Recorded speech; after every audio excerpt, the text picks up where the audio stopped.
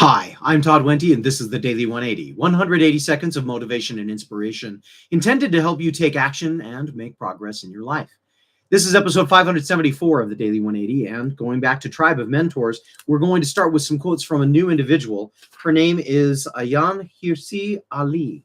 And she says something really fascinating. Actually, there's a whole bunch of really interesting quotes. She doesn't provide an awful lot here in the book, but some really interesting quotes that came along. One of those was this: adopting an attitude of critical thinking is most crucial in learning anything. I love that quote. I'm an educator. I spend a lot of my time teaching. And in fact, in many of my situations, I'm teaching a lot of different kinds of subjects. I teach business. I teach human resources. I teach psychology. I teach sociology. I teach leadership. I've had an opportunity. I've been very blessed to have an opportunity to teach in some of these various areas in a couple of different colleges and universities. What I have found is that the way that people approach things makes all the difference. A lot of times people talk about the idea of, well, we need to teach critical thinking, as though that's something that isn't done on a regular basis. The fact of the matter is, every time I look at students that are working with different kinds of pieces that are going on, what I find is that if they're very passionate about the subject, they're already using critical thinking. If they're very engaged in the subject, if it means something to them, they're already using critical thinking. Critical thinking meaning we take new information in, we compare it to old information, we ask whether or not it jives with old information or old experience, and then we try to find ways to apply those lessons to things going forward.